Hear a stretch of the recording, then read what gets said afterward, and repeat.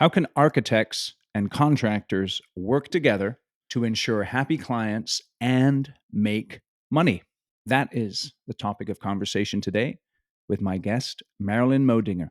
Marilyn is an architect and the founding principal of Runcible Studios based in Boston, Massachusetts and Lancaster, Pennsylvania. Now, Marilyn is not your typical architect. She doesn't come onto the job site with her sweet haircut and shiny loafers. She has actually been on the front lines of construction. It's interesting, her journey. She started off in architecture school, went into the contractor side of the business, starting as a laborer, and then went back architecture school and then launched her own business. We talk about her journey because I think it's very important to understand that when it comes to listening to the perspective and the advice that she has for contractors. And that's really the purpose of this interview. Let's talk to an architect today. Let's figure out what contractors do well and what they don't do well in their relationship with architects. And let's look at it from this perspective. We all want happy clients. We all want to make some money, and we want to build long-term relationships with the partners that we work with so that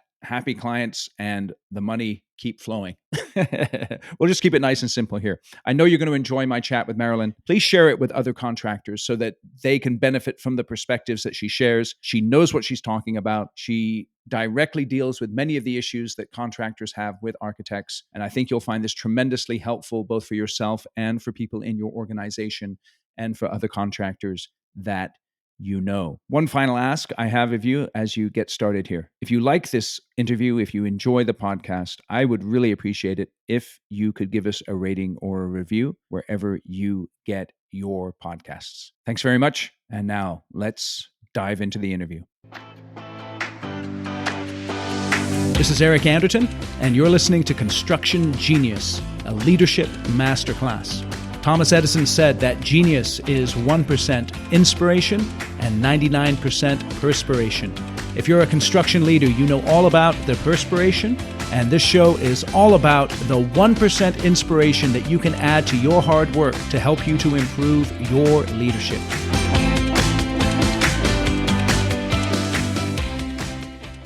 Marilyn, welcome to Construction Genius. Thanks. It's great to be here. You know, I know when in working with contractors, sometimes they rumble and grumble a little bit about architects. The architect kind of swans onto the job site with a sweet haircut and some nice shoes, and they're like, oh man, here comes the architect. But you have kind of an interesting background. Tell us a little bit about your hybrid construction architecture background. I grew up on a farm, so I grew up doing sort of lots of labor and building things and whatever. So that's where I like to say that things started.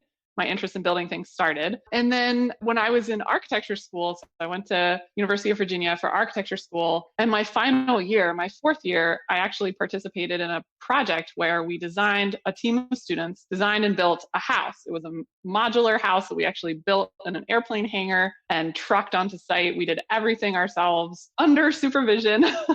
But that process lasted for a year by the time we were done designing and building it. And by the time I was done with that, I had really had my eyes open to the concept of what you draw on paper and what it feels like in the field to build it are two very different things. So I wanted to learn more about that. And I figured the best place to learn that was not more school, but to go work construction. So I got a job basically as a laborer and did that. So there's lots of good stories there. So hold on a second. You go from architecture school, and I think you just nailed it. So there's a lot of difference between what you draw and then how it feels when you're building it. Yep. Tell us about your first day on the job site then. Oh, this is a great story. So my first day on the job site, it was so ironic. It was like, you can't even make this up. The construction company I was working for was actually renovating an architecture office. So my first day on the job site, we were jackhammering out the basement to put in some new footers to put in this sort of steel structure that was going to hold the second story and this whole thing. So my job was, because I was not very useful to anyone, was to go take these 5-gallon buckets, walk through the architecture office, go down to the basement, fill the buckets with rubble, carry them back through the architecture office and into the dumpster outside. So picture this, I'm doing this and I'm walking past everyone I graduated with who's like doing what you're supposed to do, like sitting at a computer. And I, like in my overalls with these buckets, going up and down the stairs. So So there were people there that you went to school with who were working at the architecture firm? yeah. That's pretty hilarious. Yeah, I know. I can't make it up. So it was a tough first day because after the first like 3 or 4 trips of carrying rubble and buckets, I soon up the stairs and around the corner and then up over my head into the dumpster. I realized that there was going to be a better way. So I built myself a little set of stairs so that I could not have to lift the buckets over my head. After that first day, which was a little intense, the next day I learned my lesson and packed, I think it was like 6 sandwiches. So every time the guys would have a smoke break, I would eat a sandwich. There you go. That's how I got started. So I was pretty much dumb labor. And when I was there was also a component, it was a design build firm. So there was a component of me in the office learning things as well. And they had a shop. So I did other things as well, but mostly it was like me. And also, let me just say, being the smallest person on the crew is not fun because anytime there's like a hole that is too small for the big guys to fit in, they look at me and they're like, oh, we'll just shove Marilyn under this thing and she can pull this wire out or she can. Yeah. So I learned early that actually being the smallest person actually does, I guess it depends if that's an advantage or disadvantage. I guess it was an advantage to them and a disadvantage to me. So I got shoved in many corners and holes and like by my feet and like pulled back out. So that's how I got started. As you were doing that, sure, there were good days and there were bad days. What would you say are the fundamental lessons that you learned as you were a laborer and as you were working in that construction company that you have carried with you as you've developed your own architecture business? Yeah, I mean, I would say that after I wasn't a laborer for all that long. So over the summer when we built the house and then through like January, February of the next year, then I started working for another construction company and I was in the office. At that point, then I was an assistant estimator. That was my first thing that I got started with. And then I was an estimator, an assistant project manager, and then eventually a project manager. So I did transition to the office and learn about how to make estimates and how to talk to subs and how to read contracts and how to put together how to run a framing crew, how to do all that stuff. One of the things that I learned so much. We could spend the next 6 hours and I still wouldn't say all the things I learned. Give me your top 3 things that you learned. And the reason I'm asking is because I think it's important for the folks who are listening to this who are obviously construction professionals. It's interesting for them to hear you as an architect talk about the things that are most important in terms of construction that from your perspective. Yeah. I think one of the things that I use as an architect all the time is the understanding which trades do which things and in which order. If I suddenly, like, for example, the other day on the job as an architect, I had an option of whether to, and this particular project is a home renovation, a gut renovation, pretty big job. We had an option to either use a piece of steel or a piece of wood for a structural thing that came up. The architect in me was like, ooh, steel, that would be so much cooler. It would look better, whatever. The contractor in me said, well, there's no steel guys on this site. We're getting a steel crew in here to do like 120-foot angle is going to be a huge pain in the butt. So let's work with the trades we already have on site. Let's not just do something for an aesthetic reason when it doesn't matter. Right. Understanding how the trades work and understanding things like ductwork takes up a lot of room. Plumbing pipes have fall, like the waistlines have fall. So you have to think about the distance you're putting the toilet from somewhere where it can go vertical, or you need a pump, like that kind of stuff of like what matters to the trades, I think is really, really helpful. And I learned all that by observing it in the field and making mistake after mistake in a pretty safe place, right? Like when I'm an assistant project manager, my project manager who's above me would say, well, what do you think, Marilyn? And I'm like, well, let's do this. And then he would say, well, here are the 3 reasons why that doesn't work. Or if it was something where he knew he could let me do something and I could mess up, and then I would really learn the lesson and it wouldn't mess up the job, right? Like, yeah. Then I really would learn my lesson. But I think understanding what the trades do, how they do it, and what matters to them, and that functions in 2 directions. It makes it possible for me to understand what matters to them, what their priorities are. And it also helps me as an architect understand when they're giving me a BS reason that I can push back and say, hey, I know, I actually know that what you're telling me is kind of BS. So, because I've done that before, here's what we're going to do. So it works in both directions. It gives me a lot of empathy and compassion for what they're dealing with. And also, my clients love it because it helps me to stand up for the design or for something that's important and call BS when I see it, which is what any good GC should do with their subs, right? Yeah, right. That's good. So then how did you transition back into architecture and move down that path? After my time in construction, it was the early to mid 2000s, and it was 2008 I decided to go back to grad school, so that was a good time to get out of Yeah, right. construction. So I went back to grad school and I went back for architecture. I always knew that I wanted to be an architect. And in order to be an architect, you have to get a master's degree for the most part. There's other ways to do it, but that's the usual way. And I went back for my master's. And at that point, then I was bringing all of that construction knowledge into my degree, taking classes or doing projects in school that were deeply informed by my experience in construction, which was really powerful. So then after that, I worked at an architecture firm. How long did you work at an architecture firm? Well, about 2 years. And then you started your own firm? I actually had a period of time in there where I actually worked as a design school administrator. So at the Boston Architectural College. So I ran a whole series of programs in their practice department. So the BAC is kind of cool. They require all of their architecture students, all of them, work while they're in school. As part of that, during those times, recession times, there wasn't a lot of work. So we actually set up this other program where, and I was in charge of connecting groups of students to local nonprofits to do design build projects. That was another way of like, I'm super passionate about getting architecture students understand how buildings actually work and how to build stuff. That was a way that I could do that. It was really fun and I loved it and I still teach, but it became clear that I'm a builder and I'm a designer and I'm not like an administrator is like a little like it wasn't hands-on enough for me. I loved so much of it, but it was pretty clear that I needed to be out on the job to be making buildings. It was after that that I launched my practice. And why did you launch your own business as opposed to going to work for someone else?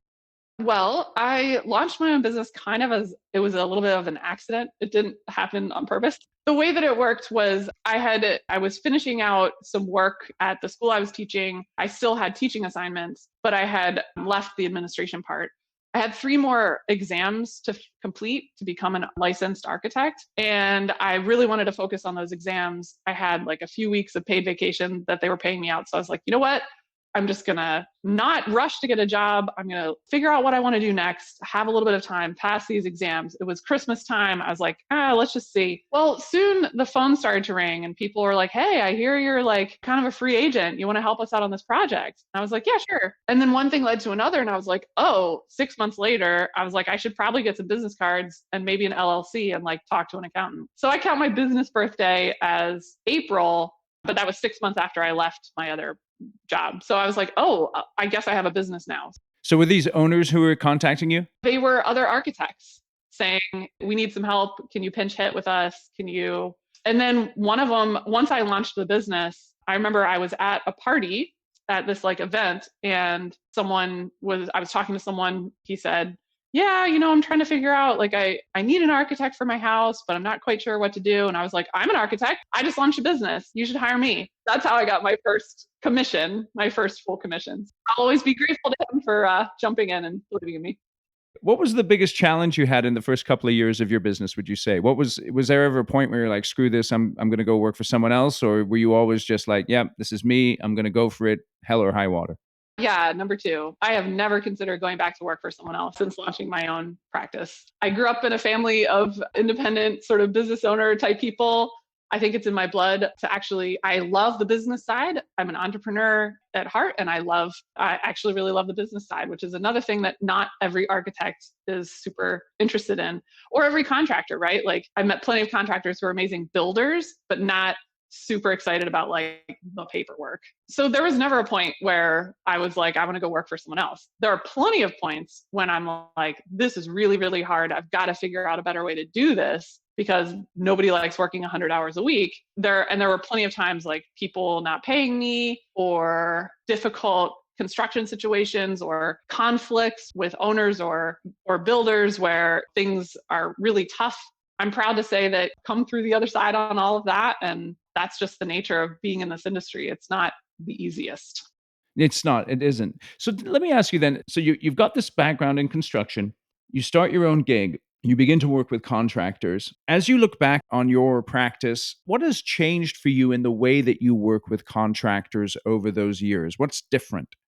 One thing that I've had to really learn is to be a little bit less contractor centric. When I started practicing architecture, I had more experience as a contractor than I had as an architect. I was very much focused on, I would dive too far into means and methods, or I would be thinking too hard about how a certain detail would actually physically get made. And that's not necessarily helpful to the contractor, and it's not necessarily helpful to what an architect is doing. So I've over the years had to learn how to be less contractor centric in terms of letting them do their job, or also understanding that the architect doesn't have that. The architect has a different role than a contractor, and learning how to embrace that role more effectively. What would you say you're sitting down with a contractor and let's just having a beer? So it's not like we're having a fight on the job site. What would you say is the one thing that contractors don't get in terms of their relationship with the architect that if they did get, it would make the biggest difference for the way the contractor and the architect work together? I would say there's this perception among contractors, in my experience, that the architect is sitting in their office in the air conditioning, making pretty drawings, and not caring at all about cost or timeline or changing their mind a million times. And are there architects like that? Sure. But that's sort of when I get that attitude from contractors and the guys I've worked with now on multiple projects, that's sort of not a thing that I have to deal with. But when that does come up, then architects have to think about so many things. If someone says, can I change out this faucet? I can't get the one you spec'd. And I'm like, well, I need 3 days to do that. And the contractor's like, what? How could that possibly take you 3 days? It's probably going to take me a week. And here's why. Because I have to make sure, I have to find a faucet that the client likes. That is a monumental task in and of itself, potentially. I have already picked out a faucet. We have already been to the showroom. We have already gone through every single faucet and found the one that client likes. Now you're asking me to redo that. So I have to do that. I also have to make sure that it technically works with everything that's going on. So does it work with the sink? Is it going to hit the medicine cabinet because I got the right height? Does it have the right spread? Does it work with absolutely everything that's around? Does it coordinate visually and technically with everything that's going on? And also, is it available? So I've got to find 6 different options, talk to the homeowner, make sure that they're okay with it, talk to my suppliers or whoever and find out, like, am I speccing something that the contractor isn't going to be able to get a hold of? On and on and on. That's one faucet. Now multiply that across, like, contractors always do this where they're like, oh, my guy uses this. You need to do this. I'm like, no, this is the stuff that the client has picked out.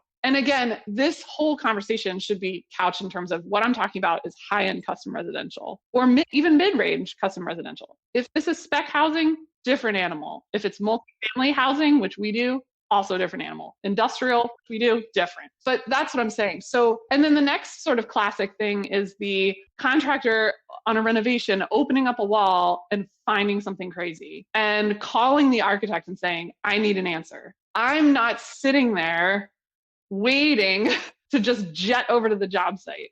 That can be really hard because they need to the framers have to stop, right? Because there's some weird thing that was found. I need to look at the situation, ask them to uncover more, most likely, because I need to see the whole situation. Contractor needs to talk to the owner because they're like, look, architect's asking me to uncover a bunch. I'm going to have to re-drywall this. If contractors understood how many steps we have to go through to deliver them something that they can use in the field, I feel like, and also if architects understood what contractors have to go through, because it's the same for contractors. When an architect throws something at them and they have to, like, does this even work? Can I even get this? Whatever. So that's a place of a lot of common ground because both have that same problem. And if we both understand that, we'll be much more understanding with each other.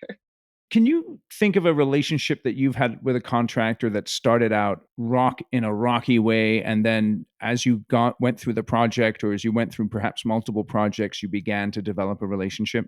I mean, I would say that most contractor relationships I have at the moment that have developed over the years didn't start off rocky, but they always start off with suspicion. Yeah, yeah. Like Like cats and even dogs, amongst right? The cat is circling yes, each other. exactly. Yeah, yeah. Circling each other. There's this trying to feel each other out. Like, I know what the contractor's thinking. Like, I know because I've been on that side. I'm looking at the architect when I'm the GC. I'm looking at the architect being like, how much of a pain in my ass are you going to be? Like, are you going to be the one who's holding everything up and being the prima donna and whatever? So I get it. So I try to tell them right away, like, I am not here to do that. I'm here to support you. My job is to get decisions, get information to you as fast as humanly possible, and do my part to uphold the schedule and the budget. I think they all sort of start off that way. And it takes a project to kind of get into it. I actually look forward to that first conflict on the job site, not fight between us, but like issue that comes up. Oh, you drew it this way, the field is showing it this way. I'm like, perfect. This is my time to go over there, show them that I know my stuff, show them that I care about where they're coming from. And after that, then it's like, oh, okay, like they're a little more relieved. I know that they're going to be careful looking at the drawings. And we're like, okay, we're done circling each other. The cat and the dog can be friends and like we can move on. That's interesting though, because that idea of taking that proactive approach to the conflict helps then to reduce the intensity of it and build the relationship. Yeah, because construction is full of stupid stuff that happens all the time. Like there's literally not a minute that goes by that something isn't wrong, that somebody didn't do something wrong, or there's some condition that's uncovered or whatever. And to act like that's never going to happen is unrealistic. So it's just about like, well, let's dive in and figure it out. What would you say are some of the other keys to building that respect between the contractor and the architect, so that despite all of the issues that every project has, the project can get done successfully and profitably? I would say that one of the most important things in my book is to approach each other as professionals. And if an issue comes up, let's say the contractor's on site and uncovers some condition. Instead of going to the owner and saying, the architect didn't tell me that I would need this LVL here, and now blah, blah, blah. Come to the architect first and say, hey, I uncovered this. What do you think? Let's work it out amongst ourselves, and then go to the owner together with a set of solutions. Same with the architect. If the architect goes on site, I do this all the time. I'm out on the job site. I see something squirrely. I'm like, that's not supposed to be there. Rather than announce in a loud voice in front of the owner, where's that? That is the wrong thing. And you are doing this wrong, and rake them over the coals. What I do, unless it's a safety issue, like a legit safety issue, then I wait until the meeting's over. I wait until the owner is gone, and then I speak to the contractor. Half the time, he's like, yeah, I know. That guy is coming back later. He just wants to get this part. It's going to be fine. Or he's like, oh, I didn't see that. Good eye, good catch. But the idea is to like give each other the benefit of the doubt, and also recognize that what we're trying to do is not raise the owner's blood pressure. We're trying to solve problems for the owner. We're not trying to tattle on each other to the owner. We're trying to work together, even though we don't have a contractual relationship. The owner and the contractor, or sorry, the architect and the contractor do not have a contractual relationship, but we have a mutual interest in having a happy client, a happy owner. So we bring things to each other, try to get it solved, and then come to the owner together and say, we found an issue. Here are 3 ways we can solve it. It's been vetted by the contractor and the architect. What do you want to do?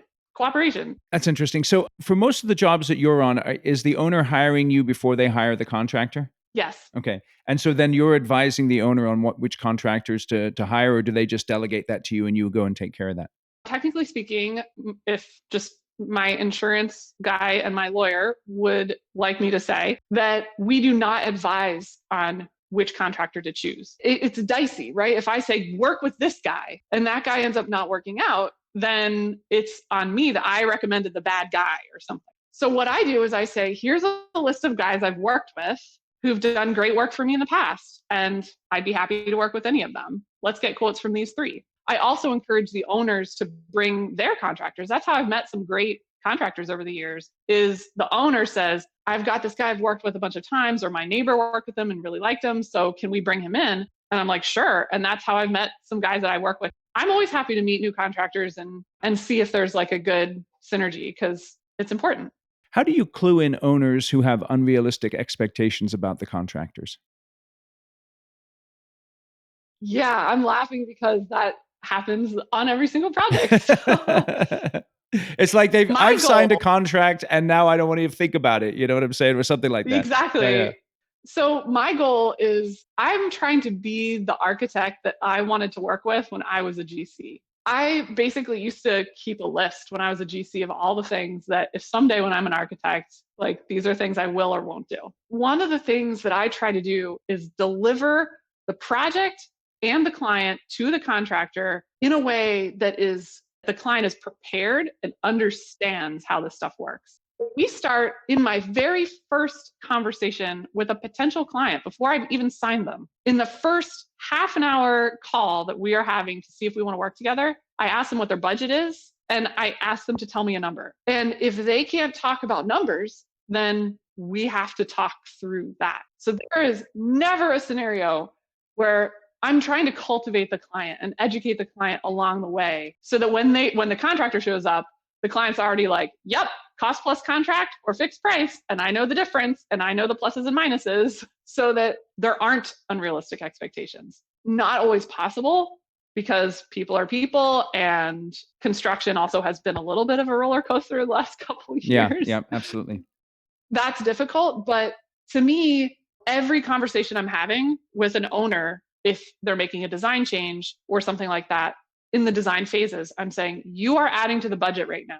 I don't know how much exactly, but you are adding to the budget right now. So that when the contractor comes in and issues a change order, the client's like, what? We didn't know this. And my job is to prep the client. So and educate them ahead of it. I take it really seriously. What would you say the best contractors do when working with clients and architects that the B and the C players don't do? The best ones are communicative in the ways that are useful to the owner, not just themselves. So many times when like a client wants to know, when is my project going to get done? How much is it costing me? What are we doing? Like, what is the scope of things? That's what everybody wants to know, those three things. But if the contractor says things like if we're 2 months into the project, let's say we've finished a foundation, we're in framing, we're getting ready to start rough ends or whatever. And we've had a few change orders here and there, there's been some delays, whatever. And I say to the contractor, we need to see a schedule that's updated and we need to see it every 2 weeks because my owner doesn't know and I don't know what is like how these delays might be impacting things or how the contractor's making up time by doubling up on some work somewhere else. The owner wants to know, look, you said this was going to cost X. How are we doing against that? Are we doing okay against that? Like you said, framing was going to be $30,000. I've paid a bunch of invoices. I've paid $32,000 worth of invoices. Are we done or is there more? The A players don't wait for the client to ask that. The A players generate those reports already. The B and C players don't even generate those reports, or they say, well, my accounting software doesn't do that, so I can't do that. Wrong answer. You're not here to serve your accounting. You're here to provide a product for the owner. And all you need is an informed, happy owner. Those are the owners that pay the bills, that sing your praises, and you get more work. And I don't understand. On top of that, don't you as the contractor need to know, like, don't you have a schedule anyway? Like, why are you fussing about providing a schedule or providing a financial update? Some contractors will say, look, every 2 weeks is a little too fast for this project. Could we do like an in-depth once a month, like review of the schedule and review of the budget? Fine, that's great. But to just say like, no, you're adding to my plate, I don't want to do that. I've heard that so many times. I'm like, well, wait a second. Don't you have a schedule? Don't you know when the plumber's coming in? Like, it's weird. That communication piece of schedule, cost, scope, that's really what sets apart the A players from the Bs and the Cs. I mean, I would say as far as administration, yes. And then of course, workmanship is a whole other conversation, and project management and like actual workmanship and having really great subs and all that kind of stuff. So all of that for sure. But from my perspective as the like having a client who from the architect's perspective, that's really helpful. I would also say from the architect's perspective that it's helpful when contractors, this is going to sound really dumb, but when they use email, I need them to use email. If they're texting me, so what happens sometimes in the sort of the BNC level world is their lead carpenter will text me and ask me a question. On one job, that happened 8 times in one day. And I screenshot all the texts and I sent them to the PM and I said, stop it. The lead carpenter needs to talk to the foreman who talks to the PM, who along those chains, someone's going to be able to answer the questions. They should not, your lead carpenter should not be texting the architect. And the GC not want that.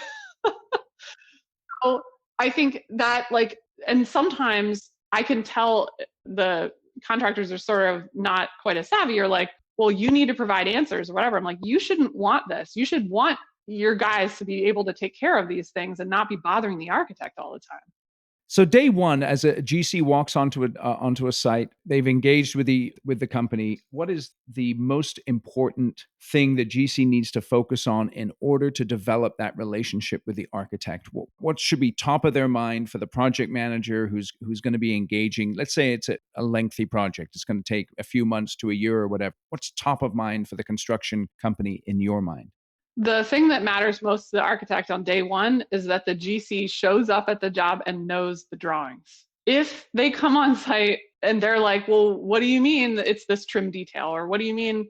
I can tell pretty dang fast if they haven't read the drawings. And I don't mean like, look at we issue pretty hefty drawings. We're full service. We show all the interior trim details. We show exterior trim details. We show full MEP. We show it all, because we work on high-end custom stuff where that stuff really matters. So if they come on the job site and they're assuming a set of details because that's the way they did it on their last one, has nothing to do, you're not paying attention.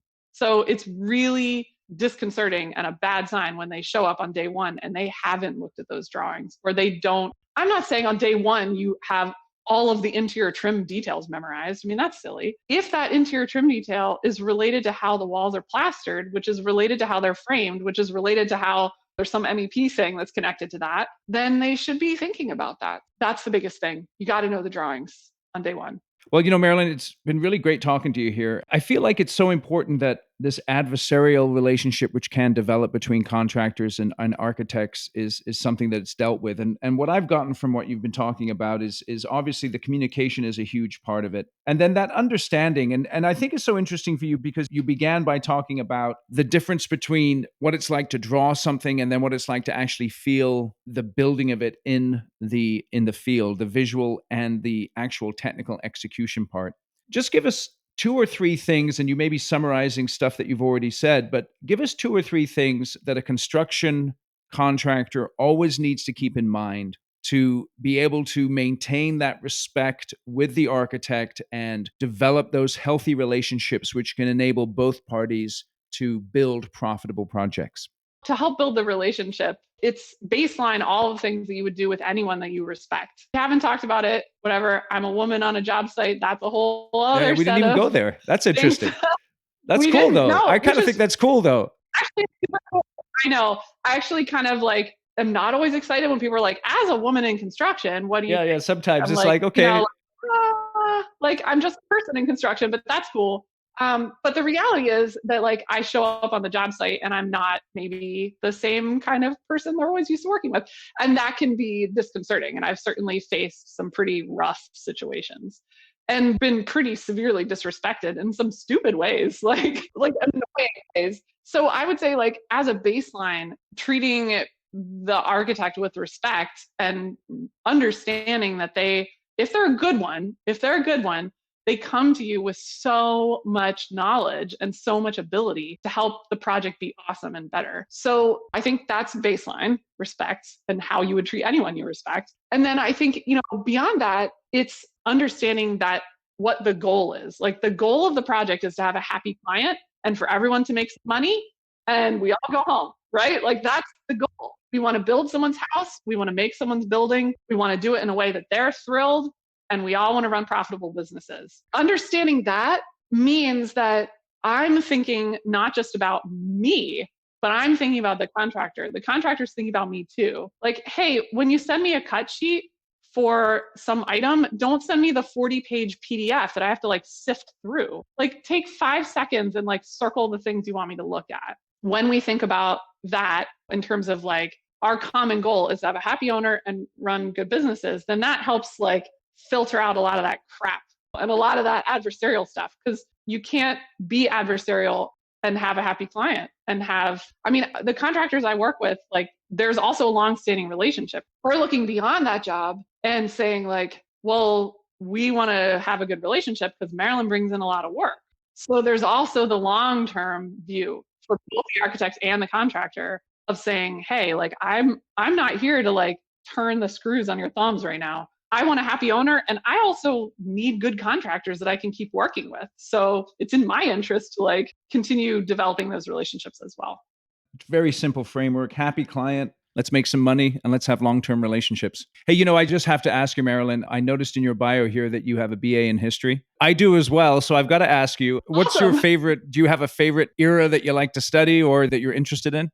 Well, I like all eras. I wrote so many eras I enjoy. I wrote my history thesis on World War II Germany. So I focus on military. No way. History. That's my favorite too. That's cool. I mean, World War II is a huge thing. Yeah, it's super interesting. I've lately been on a kick of like 1960s NASA. So I'm like learning about all the NASA missions. So that's really fun. So I've been on a kick for that. Last year I was on a Gettysburg kick. So learning like Civil War stuff. Did you went and visit the battlefield? Because I know you're out on the East Coast there. Yeah, I've been many, many times. I grew up sort of close to I've never been there. Can you kind of picture it as you're out there? Do you get the idea, or really? Oh yeah, it's beautiful. The park is really beautiful. And they've done a really good job of like preserving. I mean, there's monuments everywhere. So you have to like erase the monuments in your mind when you're like imagining. But a lot of the old houses survive and the barns and stuff. And you can go to all the like Devil's Den and like Little Round Top. You can see like everything. It's pretty cool. What, just as we close here, and I know this is kind of not sideways, but in your study of history, what have you taken into your business that's most useful, if anything? And if not, that's fine. I'm just curious. I love that question. Also, a lot of people are really down on humanities degrees and saying that they're not useful. I really feel like what I learned from my history degree is equally as useful as what I learned in my architecture degree, which is to say vital. So the main thing that I feel like translates is the concept of digesting a bunch of sources, figuring out the sort of where those sources are coming from intellectually or their bias or whatever, putting them all together and creating a picture of what's going on, building an argument. So here's my argument, here's my 3 supporting points. And how do I do that? How do I sort of flesh out that argument? Also writing. A lot of architects are really terrible writers. And in a history degree, you really have to learn how to write. Being able to construct verbal and written arguments is really helpful. And then like weird stuff like historic facts that I know or things that I understand about, I work in Boston, so there's a lot of historic homes we work on. So sort of understanding that kind of stuff is a big part of it. So, but I would say it's like the mindset of a historian. It's not just, people think it's like, oh, you memorize dates and names. I'm like, well, that's like 10% of it. The rest of it is like understanding people, understanding patterns, figuring out trends over time, trying to understand motivation. Why did this happen? Getting to the bottom of things, solving mysteries. That's all in a history degree. That's a nice touch. I really like that. I think we're going to end at that point, Marilyn. Sounds good. Yeah, I really appreciate you joining us here today. And I know I got a ton of takeaways here so that I'll be able to work with my contractors a little bit more to bring them on the side of the architects now. I really, really appreciate your time. Awesome. Yeah. And I wish I could have asked you all those questions because I want to know what architects can do better from contractors' perspectives next time. Yeah, maybe next time. I appreciate that. Thank you. Thank you so much. Thank you for listening to today's episode of Construction Genius with Marilyn Modinger. I know there's tons of takeaways that you have that you can use to improve your relationships with the architects that you work with and the owners. If you want to contact Marilyn, you can do so at runciblestudios.com. She's also on LinkedIn. She's on Twitter. And all the links are in the show notes. So a big shout out to Marilyn again for joining us here today. Really appreciate her time. And thank you for listening to Construction Genius.